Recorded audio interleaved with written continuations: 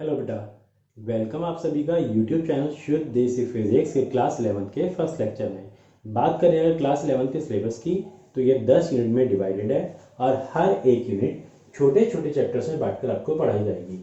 First unit physical world and measurement, ये unit 3 chapters, first one is dimensional analysis, second one is significant figures and error analysis and last one is measurement में बांटकर आपको पढ़ाई जाएगी। और आज के लेक्चर में हम स्टार्ट करेंगे first part dimensional analysis. Dimensional analysis में हमारा पहला टॉपिक आता है fundamental quantities and fundamental units. Fundamental quantities बताने से पहले आपको बता दिया जाए, क्वांटिटीज होती हैं दो तरह की, एक नॉन फिजिकल क्वांटिटीज और दूसरी होती हैं फिजिकल क्वांटिटीज। भैया नॉन फिजिकल क्वांटिटीज कौन सी? नॉन फिजिकल क्वांटिटीज वो होती हैं जिन्हें आप मेजर नहीं कर सकते। लाइक आप सभी लोग मंदिर, मस्जिद, गुरुद्वारा या चर्च जाते हैं। कुछ लोग कम जाते हैं, कुछ ज़्यादा जाते हैं, कुछ जाते ही नहीं है। कारण होता है भगवान में लोगों की आस्था, कुछ में कम होती है, कुछ में ज़्यादा होती है और कुछ में एग्जिस्ट नहीं करती। कुछ ऐसे भी लोग होते हैं जो देखा जाता है कि समय खराब आने पे एकदम से उनकी आस्था बढ़ जाती है, मंदिर मस्जिद जाना शुरू कर देते हैं और भगवान से एक्सपेक्ट करते हैं कि शायद कुछ अच्छा कर दें। तो भगवान में आस्था, क्या आप इसे मीज़र कर सकते हैं कि किसी व्यक्ति में इतने किलो की आस्था है या इतने मीटर की आस्था है या इतनी भारी आस्था है? किसी भी पर्सन की आस्था 50 किलो भारी है या 100 किलो भारी है? नहीं, इसे आप मीज़र नहीं कर सकते। तो ऐसी क्वांटिटीज़ बोली जाती हैं नॉन फिजिकल क्वांटिटीज़। दूसरी होती हैं फिजिकल क्वांटिटीज़ जिन्हें आप मीज़र कर सकते हैं। लाइक ये पेन, इस पेन की लेंथ अगर मुझसे पूछा है इस पेन की लेंथ कितनी है, तो मैं मीटर स्केल से इसकी लेंथ मेजर करके बता सकता हूँ कि इसकी लेंथ 10 सेंटीमीटर है या 12 सेंटीमीटर है। तो लेंथ एक फिजिकल क्वांटिटी हो गई। मास आपसे पूछा जाए कि इसका मास कितना, आप बता सकते हो 30 ग्राम है या 40 ग्राम है या 50 ग्राम है। तो जिन्हें आप मेजर कर सकते हो वो सारी क्वांटिटीज होती हैं physical quantities. Acceleration due to gravity, acceleration due to gravity value आपको पता है, और सरफेस पर इसकी वैल्यू लाई करती है 9.81 मीटर पर सेकेंड स्क्वायर, यानी कि मेजर कर चुके हो ना। तो ये सारी क्वांटिटीज बोली जाती हैं फिजिकल क्वांटिटीज। अभी कुछ पर्टिकुलर फिजिकल क्वांटिटीज को रिलेट करते हुए आपके सामने एक रिलेशन लिखा जा रहा है जो आपने पढ़ा है, F is equal to ma, जिसमें F होता है फोर्स, m होता है मास एंड a होता है एक्सीलरेशन। और इस रिलेशन को बोलते हैं Newton's second law of motion. तो Newton's second law of motion को डिफाइन करने के लिए या एक्सप्रेस करने के लिए आपको 3 क्वांटिटीज फोर्स, मास और एक्सीलरेशन की रिक्वायरमेंट होती है। इसी तरह से एक रिलेशन 10th क्लास से देखते हैं, H is equal to I square R T. अभी पढ़ के आए 10th तो सबको याद होगा, H is equal to I square R T. इसमें H हीट होती है, I करंट, R रेजिस्टेंस और T होता है टाइम। जब किसी वायर में से जिसका रेजिस्टेंस R हो, I करंट पास कराई जाए कितना टाइम तक? T टाइम तक, तो उसमें इतनी हीट प्रोड्यूस होती है और हीट का एक्सप्रेशन होता है आई स्क्वायर आर टी। देख सकते हैं ये relation 4 quantities H, I, R और T को रिलेट करता है। तो इस तरह के फिजिक्स में हजारों लाखों रिलेशन और हर एक रिलेशन में 3 या 4 या उससे भी ज़्यादा क्वांटिटीज़ का इन्वॉल्वमेंट। तो इस तरह से लाखों फिजिकल क्वांटिटीज़। कितनी क्वांटिटीज़ ऐसी हैं जो आप डायरेक्टली याद रख पाएंगे? नहीं रख सकते। तो इस प्रॉब्लम को ओवरकम करने के लिए 7 क्वांटिटीज़ ऐसी डिसाइड की गई जो अपने आप में कंप्लीट हैं। उन्हें एक्सप्रेस या डिफाइन करने के लिए दूसरी क्वांटिटीज़ की ज़रूरत नहीं होती, लेकिन उनकी हेल्प से बाकी सारी फिजिकल क्वांटिटीज, हजारों लाखों जितनी भी फिजिकल क्वांटिटीज एग्जिस्ट करती हैं, उन्हें डिफाइन किया जा सकता है या दूसरी फिजिकल क्वांटिटीज को इन क्वांटिटीज के टर्म्स में एक्सप्रेस किया जा सकता है। इन क्वांटिटीज को बोला जाता है फंडामेंटल क्वांटिटीज और इनकी यूनिट्स को बोला जाता है फंडामेंटल यूनिट्स। यूनिट्स क्या? जिनकी टर्म्स में कोई फिजिकल क्वांटिटी मेजर की जाती है। लाइक लेंथ आप बोले तो मेजर करते हैं मीटर में या सेंटीमीटर में। या बात करें मास की, तो मास जनरली आप देखते हैं 1 kg, 2 kg, 3 kg इस तरह से देखने को मिलते हैं, या हाफ के जी, तो ये के जी मास की यूनिट हो गई, मीटर लेंथ की यूनिट हो गई, यूनिट जिनकी टर्म्स में कोई फिजिकल क्वांटिटी मेजर की जा सकती है। तो 7 फंडामेंटल क्वांटिटीज और उनकी जो यूनिट्स होती हैं उन्हें बोलते हैं फंडामेंटल यूनिट्स। इस तरह से आपको सातों फंडामेंटल क्वांटिटीज सीक्वेंस में याद होनी चाहिए और उनकी यूनिट्स भी। ये फर्स्ट फंडामेंटल क्वांटिटी आती है mass, second one is length, third is time, fourth temperature, fifth is electric current, sixth is luminous intensity and seventh is amount of substance. ये जो शुरू में 5 क्वांटिटीज आपको बताई गई ये आपने सुनी है, mass, length, time, temperature, electric current, ये सभी आपने सुने हैं। नया आपके सामने आता है ल्यूमिनस इंटेंसिटी।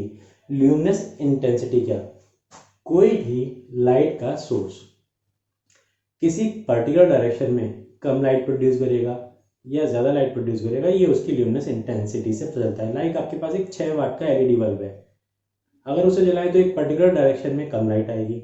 अगर आप 9 वाट का बल्ब जलाएं और ज़्यादा, 14 वाट का और ज़्यादा और 18 वाट का बल्ब जलाएं तो और ज़्यादा लाइट आने वाली है। तो कोई भी लाइट सोर्स एक पर्टिकुलर डायरेक्शन में कितनी कम या कितनी ज़्यादा लाइट प्रोड्यूस करेगा ये उसकी ल्यूमिनस इंटेंसिटी से पता चलता है। जिस सोर्स की ल्यूमिनस इंटेंसिटी किसी पर्टिकुलर डायरेक्शन में जितनी ज़्यादा होगी उस डायरेक्शन में उस सोर्स से आने वाली लाइट भी उतनी ही ज़्यादा बोली जाती है। तो ल्यूमिनस इंटेंसिटी आपको पता चला। Amount of substance, amount of substance basically किसी सब्सटेंस को मेजर करने के लिए ही यूज़ किया जाता है। सब्सटेंस का एक मेजरमेंट होता है मास, जो केजी एक सेक्टर में होता है। जो अमाउंट ऑफ सब्सटेंस होता है ये जनरली आपने सुना हो गैसेस वगैरह के लिए ज़्यादा यूज़ किया जाता है। केमिस्ट्री में पढ़ा हो 1 mole of a gas, 2 mole of a gas. तो गैसेस एक्सेट्रा के अमाउंट को मेजर करने का एक तरीका ये भी होता है अमाउंट ऑफ सब्सटेंस। ठीक, इनकी जो यूनिट्स होती हैं इन्हें बोलते हैं फंडामेंटल यूनिट्स। ये भी आपको सीक्वेंस में याद होनी चाहिए। मास के लिए किलोग्राम, लेंथ के लिए मीटर, टाइम के लिए सेकेंड, टेम्परेचर के लिए केल्विन, इलेक्ट्रिक करंट के लिए एम्पियर, ल्यूमिनस इंटेंसिटी के लिए candela and amount of substance के लिए फंडामेंटल यूनिट होती है मोल। आगे आएगा डायमेंशंस, जो आज के लेक्चर में ही आपको बताया जाएगा।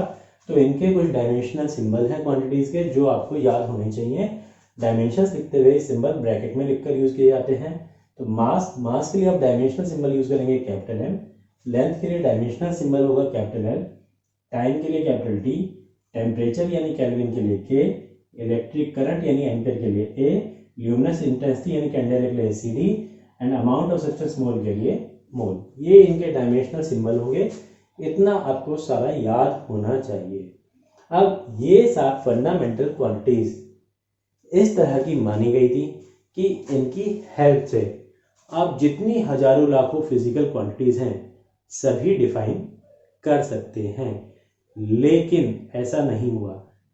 इन 7 क्वांटिटीज को यूज करने के बाद भी कुछ क्वांटिटीज ऐसी रह गई जो इनकी हेल्प से डिफाइन नहीं की जा सकी।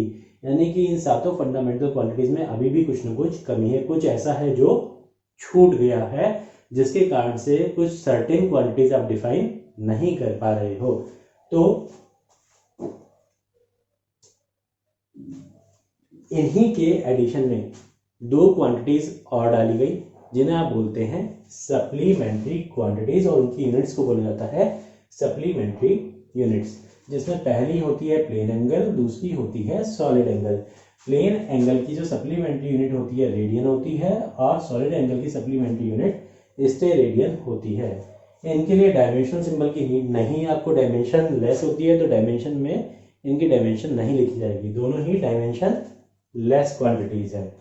थोड़ा सा बता दीजिए आपको प्लेन एंगल और इसकी यूनिट रेडियन होता क्या है, क्योंकि कभी कभी 1 मार्क वेटेज से आ जाता है प्लेन एंगल को या 1 रेडियन को डिफाइन करें, सॉलिड एंगल को या 1 स्टेरेडियन को डिफाइन करें। प्लेन एंगल क्या, कोई सी भी 2 लाइंस एक दूसरे को जितना एंगल पर इंटरसेक्ट करती हैं इस एंगल को बोलते हैं प्लेन एंगल। इसे डिफाइन करने का एक और तरीका हो सकता है कि आपकी जो 2 लाइंस हैं ये किसी सर्कल की एक पर्टिकुलर आर्क लेंथ की 2 रेडियस कंसिडर करें इस तरह से।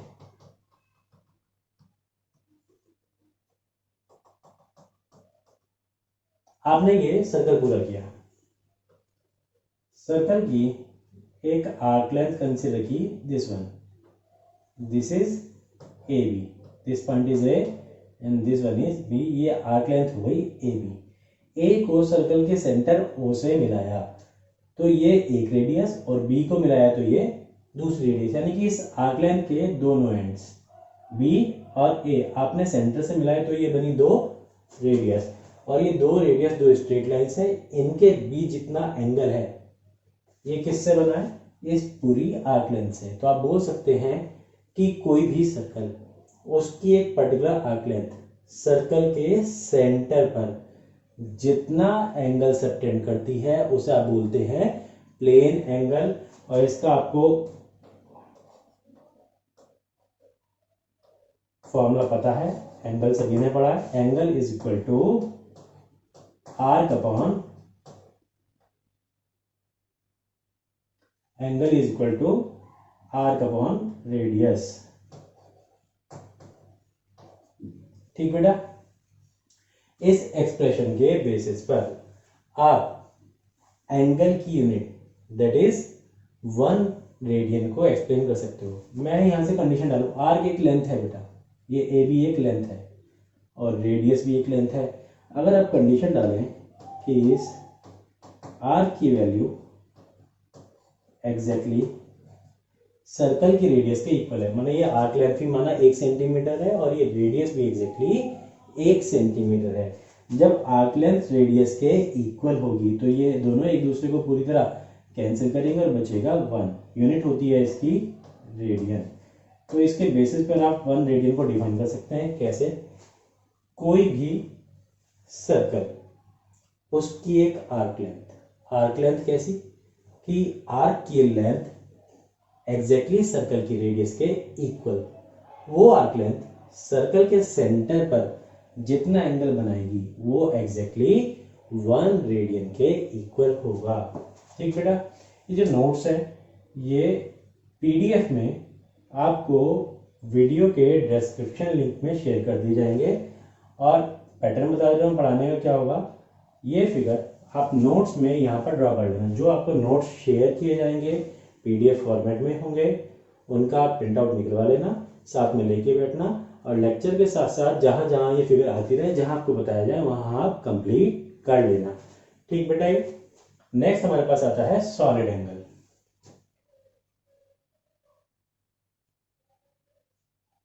सॉलिड एंगल क्या, सॉलिड एंगल दो स्ट्रेट लाइन से नहीं बल्कि प्लेन से बनता है। प्लेन दैट इज सरफेस, एक सरफेस ये होगा और एक सरफेस ये होगा, ये दो प्लेन्स, एक ये तीसरा प्लेन आपने और कंसीडर किया और this one is fourth plane. इस तरह से आपने 4 प्लेन कंसीडर किए, 1 2 3 और 4। ठीक बेटा, ये तो इस तरह से ये प्लेन 3 या उससे ज्यादा प्लेन एग्जिस्ट करने चाहिए सेम टाइम पर, 3 या उससे ज्यादा प्लेन जितने एंगल पर एक दूसरे को इंटरसेक्ट करते हैं। 2 प्लेन तो ये हो गए, इनके बीच का एंगल इस तरह से डिफाइन होगा। तीसरा प्लेन में ये वाला कंसीडर कर रहा हूँ, ये वाला भी कंसीडर कर सकते हो, ये भी हो गया। तो इस तरह से आपके पास 1 2 3 और ये फोर्थ प्लेन। इस तरह से 3 या उससे ज्यादा प्लेन्स एक दूसरे को जितने एंगल पर इंटरसेक्ट करते हैं वो 2D एंगल नहीं होता, वो एक्चुअली 3D एंगल होता है। किस तरह से, जैसे कोई कोन का वर्टेक्स देखें अगर आप, तो कोन का वर्टेक्स एक ये प्लेन, दूसरा ये प्लेन। अगर सिर्फ 2 प्लेन होते तो ये एंगल बनता है बीच में, एक 2D एंगल होता है जो x में है और y में है। लेकिन कोन 3D बॉडी है जो बाहर भी निकली हुई होती है और बैक साइड में भी होती है, इस तरह से, ये इस तरह से।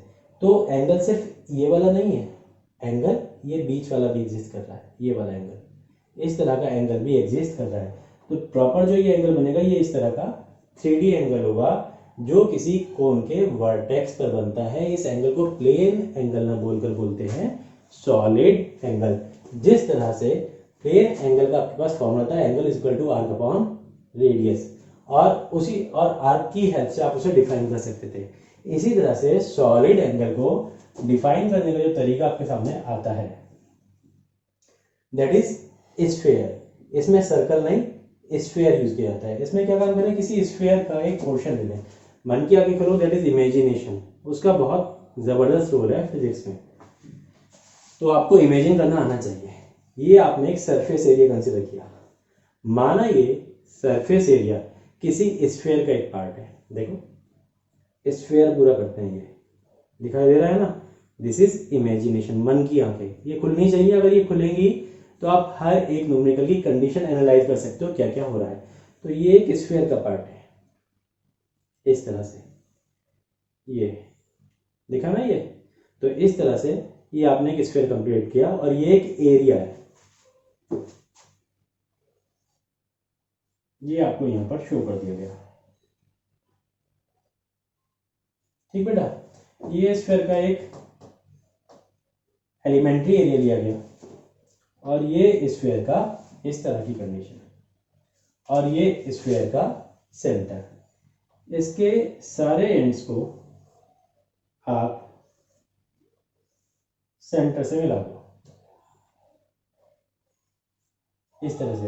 ये बीच में जो एंगल आपको बनता हुआ दिखाई देगा, ये एक 3D एंगल होगा, इस तरह से समझें। ये सेंटर इधर से मिलाया, इधर से मिलाया, नीचे से भी, और ये ऊपर से भी, ये कंडीशन 1 2 3 और 1 ये 4। तो ये बीच में जो एंगल आपको बनता हुआ दिखाई दे रहा है, इसे आप बोलते हैं सॉलिड एंगल। क्लियर है बेटा ये?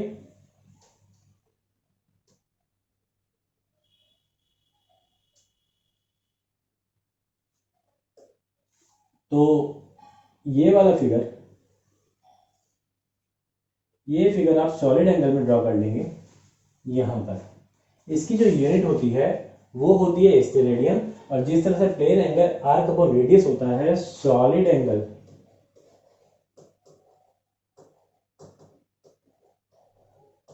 इसका फॉर्मूला बनता है एरिया अपॉन रेडियस के स्क्वायर। एरिया कौन सा? जो एलिमेंट्री एरिया आपने स्फीयर का कंसीडर किया। रेडियस किसकी? इस स्फीयर की, जिसका ये पार्ट माना।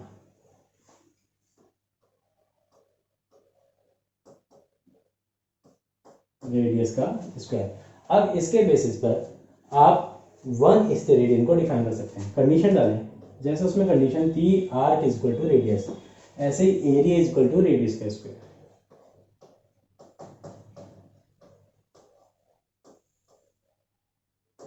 ठीक बेटा, कोई भी स्फीयर, उसका एक एलिमेंट्री एरिया लें, ये एरिया, एरिया किस तरह का हो? एरिया इस तरह का हो कि एरिया की वैल्यू एग्जैक्टली रेडियस के स्क्वायर के इक्वल हो, तो दोनों आपस में कैंसिल हो जाएंगे और बचेगा 1 स्टेरेडियन। तो कोई भी स्फीयर, उसका एक एलिमेंट्री एरिया, किस तरह का एरिया? जिसकी वैल्यू एग्जैक्टली स्फीयर के रेडियस के स्क्वायर के इक्वल है। स्फीयर के सेंटर पर जितना 3D एंगल सबटेंड करता है, जितना सॉलिड एंगल सबटेंड करता है, उस एंगल को आप बोलते हैं 1 स्टेरेडियन। तो यहां पर आपके पास 4 डेफिनेशन आई, plane angle, radian, solid angle and steradian. कभी कभी एक डेफिनेशन इनसे 1 मार्क वेटेज से पूछ ली जाती है। नेक्स्ट देखते हैं बेटा, next one is derived quantities and derived units. Derived quantities क्या होती हैं? अभी आपके पास 7 फंडामेंटल क्वांटिटीज और 2 सप्लीमेंट्री क्वांटिटीज, इनकी हेल्प से जितनी भी फिजिकल क्वांटिटीज हैं वो आप बना सकते हो, या जितनी भी फिजिकल क्वांटिटीज हैं उन्हें फंडामेंटल प्लस सप्लीमेंट्री क्वांटिटीज की टर्म्स में एक्सप्रेस कर सकते हो। तो वो सारी क्वांटिटीज जो फंडामेंटल की हेल्प से बनाई जा सकती हैं, उन क्वांटिटीज को बोला जाता है डिराइव्ड क्वांटिटीज, और उनकी यूनिट्स को बोला जाता है डिराइव्ड यूनिट्स। अगर आप बात करें स्पीड की, तो स्पीड का फॉर्मूला सभी ने पढ़ा, speed is equal to distance upon time. Distance एक लेंथ होती है जो मीटर या सेंटीमीटर में मेजर की जाती है, तो ये होगा लेंथ,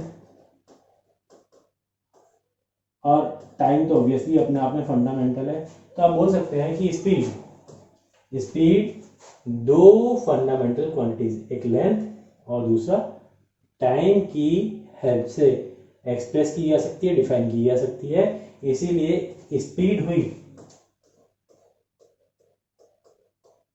डिराइव्ड क्वांटिटी और इसकी यूनिट क्या, जिनकी टर्म्स में मेजर किया जाता है। लाइक लेंथ आपको बताया गया था मीटर और टाइम आपको बताया गया था सेकेंड। तो ये हुई डिराइव्ड यूनिट किसके लिए, स्पीड के लिए। क्लियर बेटा? ये वे सारी क्वांटिटीज जो फंडामेंटल की हेल्प से बनाई जा सके। स्पीड दो फंडामेंटल लेंथ और टाइम की हेल्प से बन गई, तो स्पीड एक डिराइव्ड क्वांटिटी हुई और मीटर पर सेकेंड स्पीड के लिए डिराइव्ड यूनिट हुई। ठीक बेटा? डायमेंशंस, अगर आप बात करें डायमेंशंस की, आपको बताया गया था लेंथ या मीटर, इसके लिए सिंबल यूज होगा लेंथ के लिए एल, डायमेंशन नोट करते हुए। टाइम के लिए सिंबल यूज होगा टी।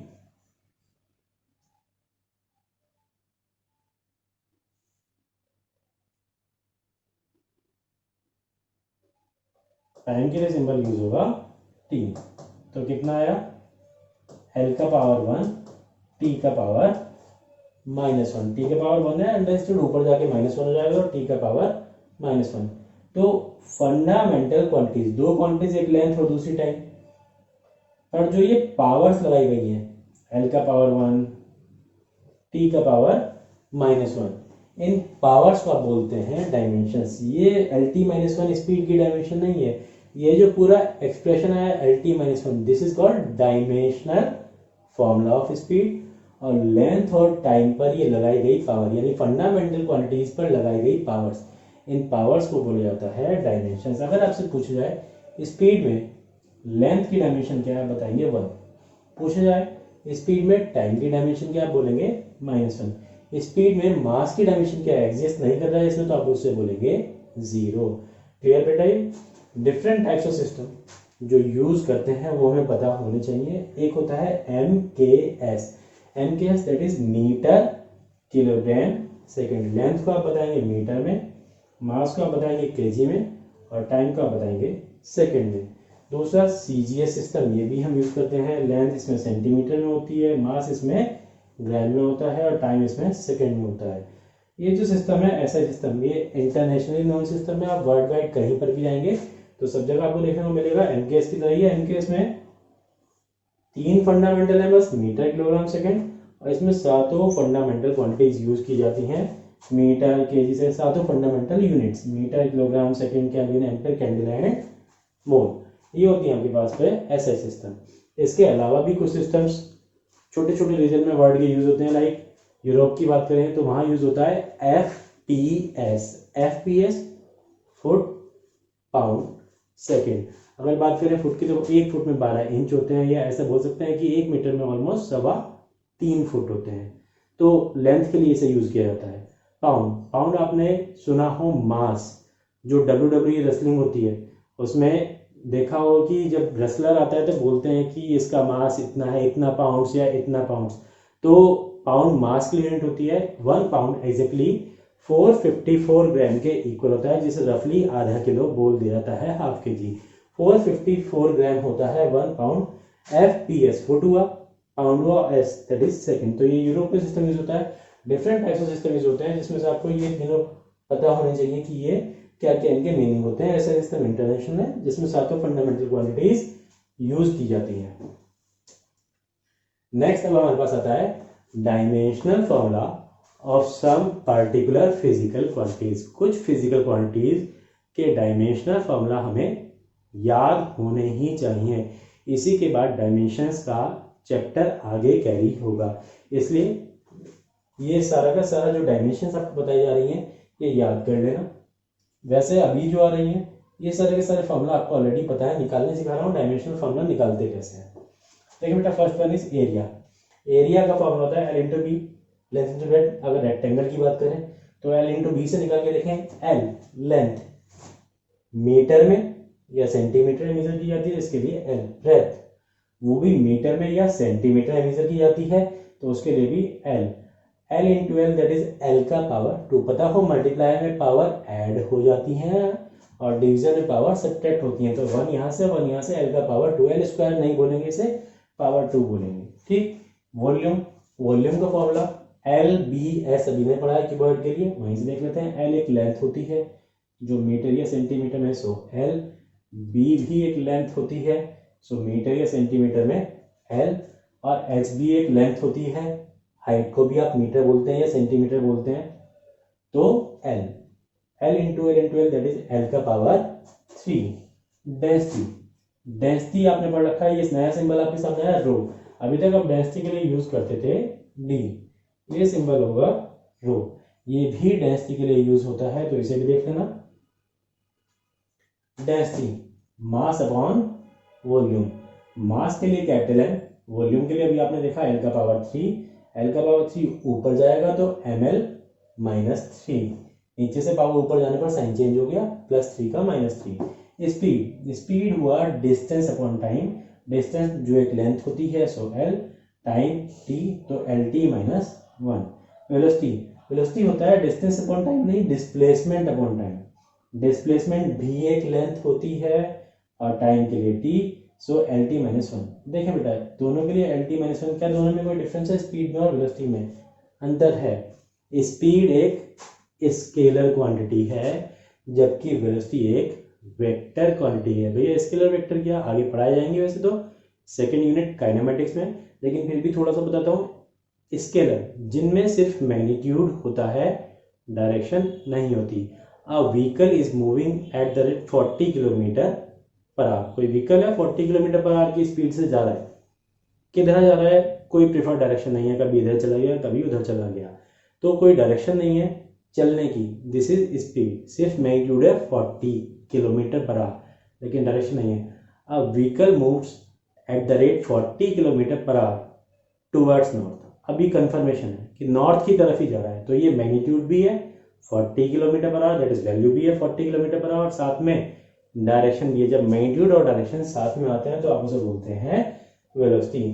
तो ये एक स्केलर क्वांटिटी है और ये एक वेक्टर क्वांटिटी है, इसमें सिर्फ मैग्नीट्यूड, इसमें मैग्नीट्यूड डायरेक्शन दोनों, लेकिन देख सकते हैं दोनों की डायमेंशन सेम है। ये एक ड्रॉबैक है डायमेंशनल एनालिसिस का कि ये स्केलर और वेक्टर क्वांटिटीज में डिफरेंस नहीं कर सकता। जो डायमेंशन स्केलर क्वांटिटी के लिए आई वही वेक्टर क्वांटिटी के लिए भी आ गई। यही डिस्टेंस और डिस्प्लेसमेंट में भी अंतर होता है। Distance, an object moves 50 metre, 50 metre चला, किधर चला कुछ नहीं आता पता, किधर भी चल सकता है, तो सिर्फ magnitude. Distance, an object moves 50 metre continuously towards north, अभी पता है कि नॉर्थ की तरफ ही जा रहा है 50 मीटर, तो ये डिस्प्लेसमेंट बोली जाएगी। इसमें मैग्नीट्यूड के साथ साथ चलने की एक प्रिफर्ड डायरेक्शन। एक्सीलरेशन, एक्सीलरेशन के लिए होता है change in velocity upon time, लेकिन फॉर्मूला सभी को याद है। चेंज, चेंज के लिए क्वांटिटी वाली रहेगी, और चेंज इन लेंथ है तो लेंथ वाली, चेंज इन टाइम है तो टाइम वाली, एंड चेंज इन वेलोसिटी है तो वेलोसिटी वाली। लाइक एक ऑब्जेक्ट लें जिसकी लेंथ पहले 2 मीटर थी, 2 मीटर के लिए डायमेंशन इज एल, बाद में आपने उसे खींचा, खींचकर उसकी लेंथ 2 से 4 मीटर कर दी। 4 मीटर भी तो एक लेंथ ही है, तो डायमेंशन इसके लिए ऐसा नहीं है 2 मीटर के लिए 2L लिखो, 4 मीटर के लिए 4L लिखो, ऐसा नहीं होता। डायमेंशन यूनिट के हिसाब से होती है। मीटर है तो L ही चलेगी, चाहे वो 2 मीटर हो चाहे वो 4 मीटर हो। चेंज कितना हुआ लेंथ में? 4 - 2 दैट इज 2 मीटर। तो चेंज कितना हुआ? 2 मीटर का। चेंज भी तो मीटर में ही है 2 मीटर, तो उसके लिए भी डायमेंशन चलेगी। सेम केस, किसी ऑब्जेक्ट की वेलोसिटी पहले 10 मीटर पर सेकेंड थी, मीटर पर सेकेंड वेलोसिटी के लिए अभी बताया आपने LT -1, बाद में हो गई 30 मीटर पर सेकेंड बढ़कर, तो चेंज कितना हुआ? 20 मीटर पर सेकेंड का चेंज हुआ। मीटर पर सेकेंड का ही तो चेंज हुआ, 20 मीटर पर सेकेंड। तो चेंज इन वेलोसिटी के लिए वेलोसिटी वाली रहेगी, दैट इज LT -1, टाइम के लिए T, that is LT -2। Next is force. Force का फॉर्मूला आज आपको बताया ही है, mass into acceleration, Newton second law of motion. Mass के लिए m, एक्सेलरेशन के लिए अभी निकाल चुके हैं LT -2, तो ML T -2। फोर्स बहुत ज़्यादा यूज होता है तो अच्छे से याद होना चाहिए। Work, work is force into displacement in the direction of force, force into displacement. Force के लिए अभी निकाला ML T -2। Displacement, displacement L अभी बताया था, मीटर या सेंटीमीटर में होती है डिस्प्लेसमेंट, तो L M as it is L का पावर 1 पहले से था, 1 यहाँ से आ गया, एल का पावर 2 बन गया और टी का पावर -2। एनर्जी ऑल टाइप्स, जितनी भी एनर्जी होती हैं, चाहे वो काइनेटिक हो या पोटेंशियल एनर्जी हो या हीट एनर्जी हो, जितनी भी एनर्जीज होती हैं सभी के लिए सेम होती है वर्क वाली ml/T-2। सभी के लिए सेम होगी ml/T-2। वर्क की यूनिट क्या, जूल, और एनर्जी की यूनिट क्या, जूल। जिनकी यूनिट सेम होती है उनकी डायमेंशन भी सेम होती है। सो कोई सी भी एनर्जी आपके सामने आ जाए, काइनेटिक, पोटेंशियल या हीट एनर्जी, सभी के लिए ml/T-2। यहाँ आपको एक दो एग्जांपल के थ्रू ये शो भी कर रहा हूँ कि कैसे। काइनेटिक एनर्जी का फॉर्मूला तो सभी ने पढ़ा है, हाफ mv², 1/2 ये प्योर नंबर है। जो भी इस तरह से डिजिट्स होती हैं 1 2 3 0, ये सारी की सारी डायमेंशनलेस होती हैं, यूनिटलेस होती हैं, इनकी डायमेंशन एग्जिस्ट नहीं करती। और यहाँ आप सिर्फ डायमेंशन की बात कर रहे हैं तो 1 और 2 ये तो डायमेंशन लिखते हुए छोड़ देंगे। जब आप काउंटिंग करते हैं 1 2 3 4 तो क्या उसके आगे कोई यूनिट यूज होती है, यूनिट यूज नहीं होती। जिसकी यूनिट नहीं होगी डायमेंशन भी नहीं होगी, यूनिटलेस डायमेंशनलेस होती है ये सारी नंबरिंग्स। तो 1/2 छूट जाएगा, डायमेंशन नहीं होती, डायमेंशनलेस है तो लिखेंगे नहीं। m is mass, capital v speed के लिए LT-1, स्पीड के लिए अभी देखा आपने LT-1 और v का स्क्वायर है तो स्क्वायर कर दिया गया। तो यहाँ से m स्क्वायर करेंगे तो l का पावर 2, पावर क्या आपस में मल्टीप्लाई हो जाती है, -1 × 2 -2। देख सकते हैं ml/T-2। Same case potential energy के लिए, पोटेंशियल एनर्जी का फॉर्मूला होता है mgh, m mass, m g acceleration due to gravity. Acceleration के लिए LT-2 अभी निकाल चुके हैं तो LT-2। h हाइट होती है जो मीटर या सेंटीमीटर में होती है, सो l ml/T-2। पावर का फॉर्मूला होता है वर्क अपॉन टाइम या एनर्जी अपॉन टाइम। तो वर्क के लिए तो वही ml/T-2, टाइम के लिए t का नीचे एक पावर है, ऊपर जाएगा तो -1 हो जाएगा, -2 पहले से था इसलिए बना ml/T-3। प्रेशर का फॉर्मूला भी आपने पढ़ रखा है, force upon area. Force ml/T-2, area के लिए L2। तो यहाँ से L का नीचे 2 पावर है, ऊपर अंडरस्टूड एक पावर कंसीडर की जाएगी, फिर ये नीचे से 2 जाएंगी, 2 ऊपर जाके हो जाएगी माइनस में, तो ऊपर प्लस की 1 माइनस की 2 बचेगी -1, ml/T-2। प्रेशर भी बहुत ज़्यादा यूज होता है तो ये याद रखना। अभी आपने जो डायमेंशंस देखी ये सारी वो डायमेंशंस हैं जो फॉर्मूला आप जानते थे, कहीं ना कहीं आपने पीछे 9th में 10th में ये फॉर्मूला पढ़ रखे थे। अब नेक्स्ट देखते हैं बेटा, नेक्स्ट ये जो डायमेंशंस आ रही हैं ये वो डायमेंशंस हैं जिनके फॉर्मूला भी आपको नहीं पता। ये सारी डायमेंशंस आइदर 11th से या 12th के सिलेबस से ही रिलेटेड हैं, आगे स्टडी करनी पड़ेगी आपको। लेकिन क्योंकि हम स्टडी कर रहे हैं डायमेंशनल एनालिसिस तो ये सारी क्वांटिटीज के फॉर्मूले एटलीस्ट अभी आपको याद होने चाहिए। न्यूमेरिकल डायमेंशनल एनालिसिस के इसके बिना नहीं कर पाएंगे। 4 बेसिक एप्लीकेशन है इसके, सभी में इनके डायमेंशंस याद होने चाहिए। पहला आता है स्ट्रेस, जो प्रेशर का फॉर्मूला होता है वही एग्जैक्टली स्ट्रेस का भी फॉर्मूला होता है, force upon area. Force per unit area, pressure is force per unit area और स्ट्रेस भी होता है force per unit area. Internal restoring force acting per unit area of a deform body is called stress. किसी भी deform body के unit area पर जितना internal restoring force लगता है उसी को आप स्ट्रेस बोलते हैं। स्ट्रेस फॉर्मूला तो वही है, फोर्स अपॉन एरिया। एक्चुअली 3 तरह का होता है। स्ट्रेस की बात आएगी तब जब किसी एरिया पर फोर्स अप्लाई करेंगे, तो यूनिट एरिया पर जितना रीस्टोरिंग फोर्स लगेगा उसे आप स्ट्रेस बोलेंगे। तो ये 3 तरह की किस तरह से होता है, ये डिपेंड करता है कि ऑब्जेक्ट जो भी है जिस पर आप फोर्स लगा रहे हैं किस एरिया पर फोर्स लगा रहे हैं और किस तरह से फोर्स लगा रहे हैं। इसके बेसिस पर स्ट्रेस 3 तरह का होता है। 11th class properties of bulk matter, उसमें एक चैप्टर है इलास्टिसिटी के नाम से, वहाँ ये सारी फिजिकल क्वांटिटीज आपको बहुत अच्छे से पढ़ाई जाएंगी डेप्थ में। फिलहाल के लिए आपको बताता हूँ। देखिए बेटा, ये आपके सामने एक वायर दिया गया है, ठीक है ना, मार्कर है एक्चुअली, वायर समझ लो इसे, रबड़ का बना हुआ है माना, ठीक। शेप क्या है इसकी, सिलेंड्रिकल। ये सामने से देखने पे जो नज़र आता है आपको, इसे आप बोलते हैं क्रॉस सेक्शन एरिया, जो देखने में दिखाई दे रहा है सर्कुलर। ठीक, ये साइड में से जो है इसे आप बोलते हैं कर्व्ड सरफेस एरिया। दो क्रॉस सेक्शन हो गए, एक ये वाला और एक ये वाला, और ये साइड वाला हो गया कर्व्ड। सबको जोड़ दें, that is total surface area. ये एक सिलेंडर की बात की आपने। अब इस पर आपको फोर्स लगाना है सिर्फ क्रॉस सेक्शन पर। ये क्रॉस सेक्शन एरिया है, पूरे पर नहीं लगाना, सिर्फ क्रॉस सेक्शन पर फोर्स लगाना है। आइदर इसे इनवर्स प्रेस करते हुए या इसे बाहर खींचते हुए, बैक वाला एंड फिक्स कर देना। ठीक बेटा, एक क्रॉस सेक्शन पर फोर्स लगाएं तो एरिया कौन सा? Cross section area. यहाँ पर एरिया की जगह यूज होगा क्रॉस सेक्शन एरिया। जब आप इसे दबाएंगे तो आप नोटिस करेंगे कि आपके हाथ पर एक फोर्स लगेगा बाहर की तरफ। रबड़ का है, दबाओगे तो ये वापस रबड़ बाहर आने की कोशिश करेगी, तो उस फोर्स को आप बोलते हैं रीस्टोरिंग फोर्स। जितना ज़्यादा फोर्स आप इसे अप्लाई करोगे उतना ही रीस्टोरिंग फोर्स आपके हाथ पर वापस से लगेगा। क्लियर बेटा? ये तो ये हुआ रीस्टोरिंग फोर्स जो आपके हाथ पर वापस से लग रहा है या इस एरिया के थ्रू लग रहा है। इसे आप इनवर्स दबाओ तो फोर्स बाहर की तरफ लगेगा, यानी कि बॉडी को रीस्टोर कराने की कोशिश करता है। आपने इसे दबा के इसकी लेंथ कम की है तो वो वापस बड़ी करना चाहेगा। अच्छा, रबड़ का वायर है ये, इसे खींचो तो आप नोटिस करेंगे आपके हाथ पर जो फोर्स लगेगा वो वापस इधर की तरफ लगेगा, वापस इसे नॉर्मल लेंथ में लाने की कोशिश करेगा। इस तरह से भी समझ सकते हो।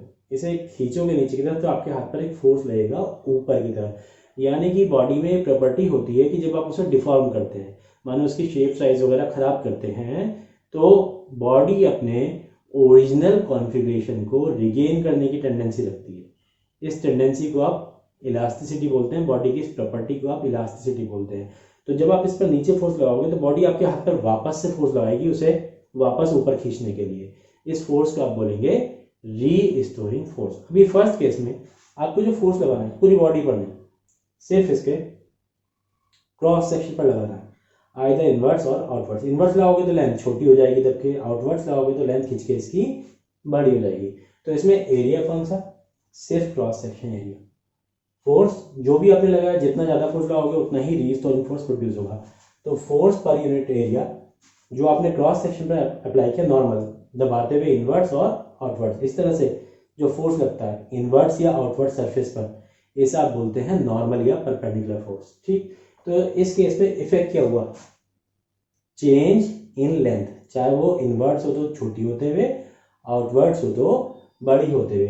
तब बॉडी के यूनिट क्रॉस सेक्शन एरिया पर जितना रीस्टोरिंग फोर्स लगेगा उसे पहले वाले स्ट्रेस बोलते हैं, फर्स्ट टाइप ऑफ स्ट्रेस, जिसे बोला जाता है लॉन्गिट्यूडनल स्ट्रेस। ये पहला स्ट्रेस होता है।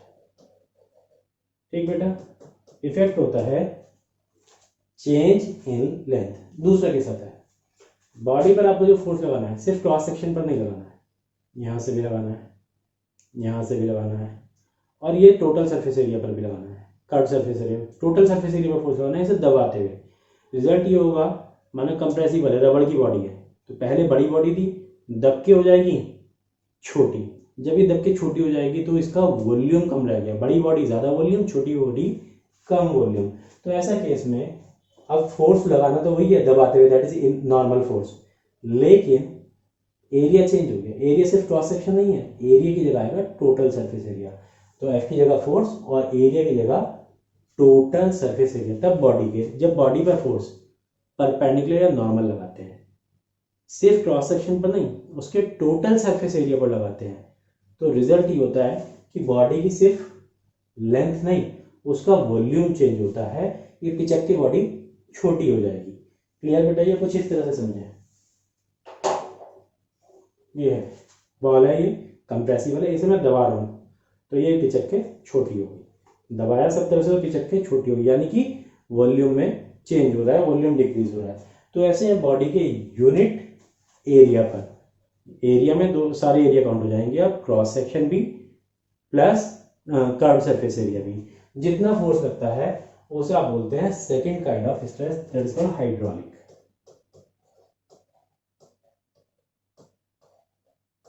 Hydraulic stress. ठीक बेटा, थर्ड केस आता है।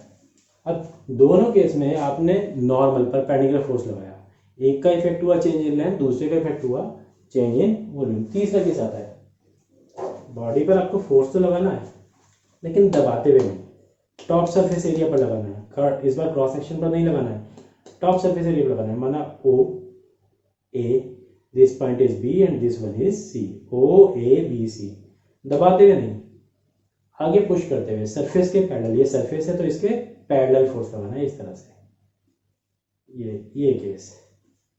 तो ऐसा केस में रिजल्ट ये हुआ कि जो पॉइंट ए यहाँ पर था वो खिसक के आगे आ गया ए डैश पर, जो पॉइंट बी पर था वो खिसक के और आगे आ गया बी डैश पर। ऐसे में बॉडी की शेप खराब हो गई।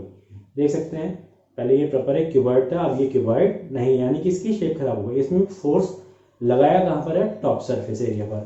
तो एरिया की जगह तो रखेंगे ये टॉप वाला सरफेस एरिया, जिसे आप कैलकुलेट कर सकते हो एल इंटू बी से। ठीक बेटा, फोर्स लगाने का तरीका क्या चेंज हुआ, दबाते हुए नहीं, नॉर्मल नहीं, सरफेस के पैरेलल फोर्स लगाना है। तो ऐसे केस में बॉडी के यूनिट टॉप सरफेस एरिया पर जितना फोर्स रहेगा उससे आप तीसरे वाले स्ट्रेस बोलते हो, that is called shearing stress.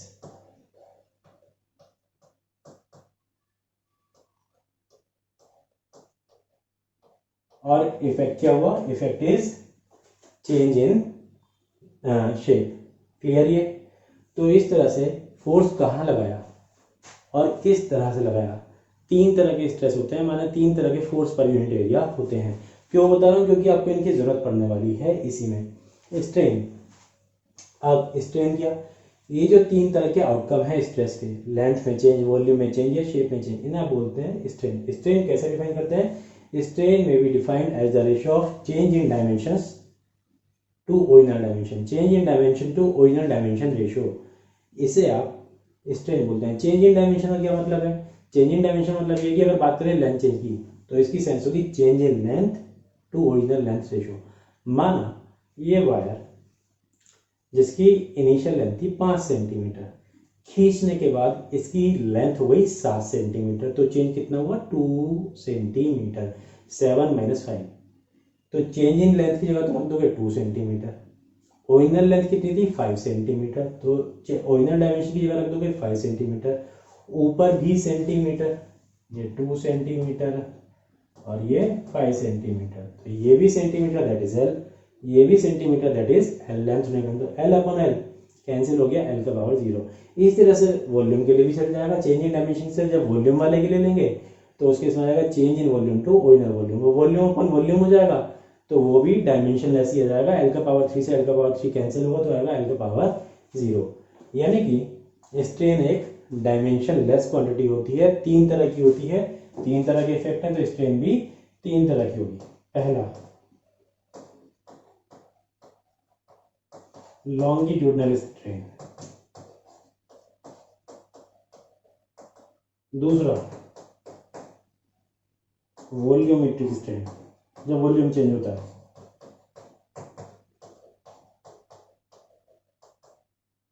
और तीसरा शीयरिंग स्ट्रेन।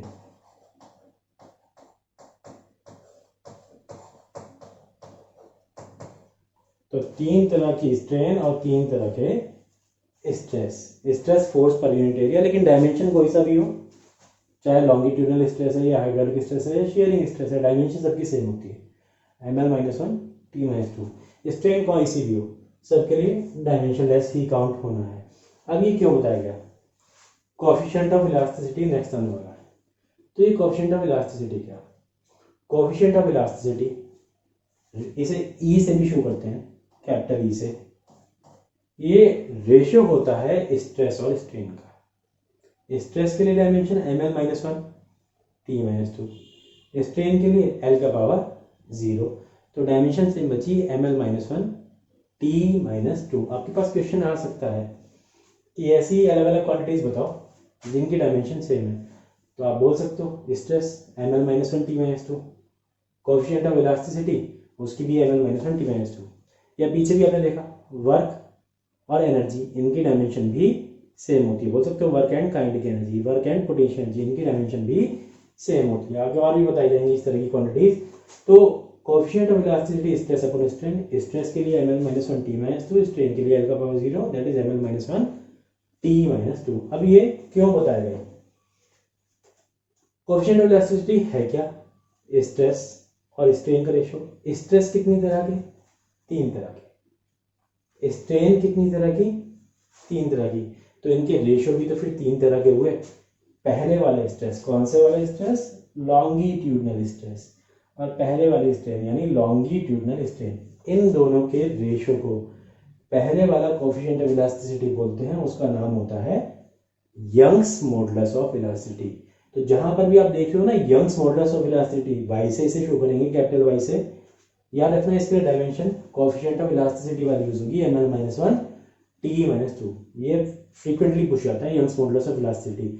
ये पहला स्ट्रेस और पहले स्ट्रेन का रेशियो होता है, यानी लॉन्गिट्यूडनल स्ट्रेस और लॉन्गिट्यूडनल स्ट्रेन का रेशियो ml-1 T-2। दूसरा स्ट्रेस कौन सा?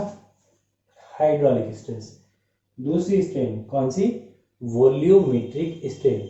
इन दोनों का जो रेशियो होता है उसे आप सेकंड वाला मॉडुलस ऑफ इलास्टिसिटी बोलते हैं, कोएफिशिएंट ऑफ इलास्टिसिटी बोलते हैं, जिसका नाम होता है बल्क मॉडुलस, कैपिटल बी से शो करते हैं, या volume modulus of elasticity. Clear बेटा? ये बी से या के से दोनों से शो कर सकते हैं। और ये सेकंड वाला हाइड्रोलिक स्ट्रेस और वॉल्यूमेट्रिक स्ट्रेन का रेशियो होता है। आएगी डायमेंशन सेम ही निकल के, ml-1 T-2, कोई सा भी कोएफिशिएंट ऑफ इलास्टिसिटी हो। तीसरा shear modulus of elasticity, capital G से शो कर लेते हैं, या मॉडुलस ऑफ रिजिडिटी भी से डायरेक्टली बोला जाता है, ईटा से शो करते हैं। ये जो सिंबल है, this symbol is eta. N बना के टेल निकालते हैं इधर से भी और इधर से भी, तो इसे आप बोलेंगे ईटा। मॉडुलस ऑफ रिजिडिटी के लिए यूज किया जाता है। और ये तीसरे वाले स्ट्रेस यानी शियरिंग स्ट्रेस और शियरिंग स्ट्रेन का रेशियो होता है। डायमेंशन इसके लिए भी सेम होगी, ml-1 T-2। ये कुछ डायमेंशन ऐसी बताई गई हैं जो 11th से उठकर आई हैं आगे वाले चैप्टर से। तो कुछ और भी आपको बता देता हूँ यही डायमेंशंस। सरफेस टेंशन, ये भी प्रॉपर्टीज ऑफ बल्क मैटर वाले चैप्टर से ही है। फॉर्मूला याद रखना इसका, फोर्स अपॉन लेंथ। फोर्स फिलहाल के लिए फॉर्मूला याद रखें सारे के सारे। और जब आप यूनिट 7 पर पहुंचेंगे, that is properties of bulk matter पर, तो आपको ये सारी डेप्थ में एक्सप्लेन कर दी जाएंगी। फिलहाल डायमेंशन एनालिसिस में आपको इनकी जरूरत होगी। Force upon length, force ml-T-2 होता है, लेंथ है mt-2। एक होता है फोर्स कांस्टेंट या स्प्रिंग कांस्टेंट, ये 4th यूनिट में आ जाएगा। Work energy power 4th unit है, उसी में आ जाएगा। इसका भी फॉर्मूला सेम होता है, फोर्स अपॉन लेंथ, तो डायमेंशन इसकी भी सेम होगी, mt-2। दो क्वांटिटीज अलग अलग है, सरफेस टेंशन और फोर्स कांस्टेंट, लेकिन डायमेंशन दोनों की सेम होती है। ये आपको इस तरह के क्वेश्चन मिल सकते हैं। Time period, time period capital T से शो करते हैं। और टाइम पीरियड की डेफिनेशन होती है जब कोई ऑब्जेक्ट सर्कल में रिवॉल्व करता है, तो ए से चल के वापस ए पॉइंट तक ही वापस आने में जितना टाइम लगा उसे आप टाइम पीरियड बोलते हैं। 2 सेकंड लगे हैं, 3 सेकंड लगे हैं, सेकंड, दैट इज टी। या कोई बॉडी ऑसिलेट कर रही है, जैसे सिंपल पेंडुलम, तो यहां से चलकर वापस यहीं आ जाना, ये एक्सट्रीम पोजीशन होती है। यहां से चलकर वापस यहीं आ जाना, इसे आप 1 कंप्लीट ऑसिलेशन बोलते हैं। और उसमें जितना टाइम लगता है उसे टी बोलते हैं, टाइम पीरियड बोलते हैं। एक ऑसिलेशन का टाइम या एक रिवॉल्यूशन का टाइम है, तो टाइम है एक ऑसिलेशन रिवॉल्यूशन का, so capital T. Frequency, frequency ये जो सामने आपके सिंबल है इसे आप बोलेंगे न्यू। फ्रीक्वेंसी के लिए अभी तक आपने या तो एफ यूज किया था या सिंबल यूज किया था एन। अभी आपके सामने जो सिंबल यूज हो रहा है दैट इज न्यू। इस सिंबल को न्यू बोलेंगे और ये टाइम पीरियड का इनवर्स होता है, सो 1/t। टाइम पीरियड के लिए कैपिटल टी, ऊपर जाएगा तो ये बन जाएगा t-1। वेवलेंथ लैम्डा से शो करते हैं। वेवलेंथ आप पढ़ चुके हैं, डेफिनेशन 9th क्लास में, वेव्स थोड़ा सा पार्ट था। क्या होता है? 2 कंसेक्यूटिव क्रेस्ट या ट्रफ का सेपरेशन, 2 कंसेक्यूटिव क्रेस्ट के बीच की डिस्टेंस होती है। 2 कंसेक्यूटिव क्रेस्ट या 2 कंसेक्यूटिव कंप्रेशन की डिस्टेंस या 2 लगातार रेयर फ्रैक्शंस की डिस्टेंस भी यही होती है। तो ये एक डिस्टेंस होती है 2 लगातार क्रेस्ट के बीच की, चाहे वो 2 सेंटीमीटर है, 2 मिलीमीटर है, 5 सेंटीमीटर है, कितनी भी है, L. Impulse, impulse 3rd unit laws of motion में पढ़ाया जाता है, जे से इसे शो करते हैं। फॉर्मूला होता है फोर्स इंटू टाइम। फोर्स के लिए ml-T-2, टाइम के लिए t, तो डायमेंशन बनती है ml, t का पावर -2 यहाँ से है और 1 यहाँ से, माइनस का 2 प्लस का 1, तो बचा -1। Distance travelled in nth second. Next unit kinematics में ही आपको ये पढ़ा दिया जाएगा, एसेंथ। एसेंथ क्या होता है? स्ट्रेट लाइन मोशन में एप्लीकेबल है। इक्वेशन ऑफ मोशन आपने पढ़ रखी है, ए से चले बी पे पहुंचे, 9th क्लास में था। अगर कोई बॉडी यूनिफॉर्म एक्सीलरेशन ए से ट्रेवल कर रही है, ए से बी तक जाने में डिस्प्लेसमेंट एस है, ए से बी तक जाने का टाइम टी है, तो आपके पास इक्वेशन थी S is equal to U T plus half A T square. ये आप सभी पढ़ के आ चुके हैं, S equal to U T plus half A T square. Clear बेटा ये? तो अगर आपसे पूछ रहा है कि ए से बी तक जाने में कितनी डिस्प्लेसमेंट है, माना ए से बी तक जाने का टाइम टी है, चाहे वो 2 सेकेंड हो 4 सेकेंड हो, तो यहाँ रख दो, टी की जगह 2 रख दो, टी की जगह 3 सेकेंड है तो 3 रख दो, ए से बी तक जाने की टोटल डिस्प्लेसमेंट आ जाएगी। ये तो है U T plus half A T square, metre में आएगी, सेंटीमीटर में आएगी। अब माना ए से बी तक जाने में 3 सेकेंड लगे, तो शुरू के सेकेंड में तो कम चलेगा, नेक्स्ट सेकेंड में पहला सेकेंड, ये 0 से 1 तक का सेकेंड, इसे बोलते हैं पहला सेकेंड, 1 से 2 तक का सेकेंड दूसरा सेकेंड, एंड 2 से 3 तक का सेकेंड तीसरा सेकेंड। लास्ट वाले सेकेंड में ज़्यादा चलेगा क्योंकि आप बात कर रहे हैं एक्सीलरेटेड मोशन, एक्सीलरेशन यानी वेलोसिटी बढ़ेगी। शुरू में स्लो चल रहा था, धीरे धीरे फिर तेज हुआ और फिर और तेज हुआ। तो ऐसा केस में जब एक्सीलरेटेड मोशन होती है यानी स्पीड बढ़ रही होती है, तो ऐसे केस में शुरू के सेकंड में कम, नेक्स्ट में और ज़्यादा और नेक्स्ट में और ज़्यादा चलता है। एसेंथ जो होता है वो फॉर्मूला आपको पढ़ा जाएगा 1 सेकंड की डिस्टेंस का, 1 सेकंड की डिस्टेंस होती है, ये फॉर्मूला नेक्स्ट यूनिट में पढ़ाया जाएगा एसेंथ। इसी तरह से एक इक्वेशन आएगी u प्लस ए अपॉन 2n-1। ये ऐसा तरीका है कि आप किसी एक सेकंड की, माना सिर्फ दूसरे की निकालनी है, 2 की टोटल नहीं, सिर्फ दूसरे सेकंड की डिस्टेंस निकालनी है ये वाली, तो इसमें n की जगह 2 रख दो।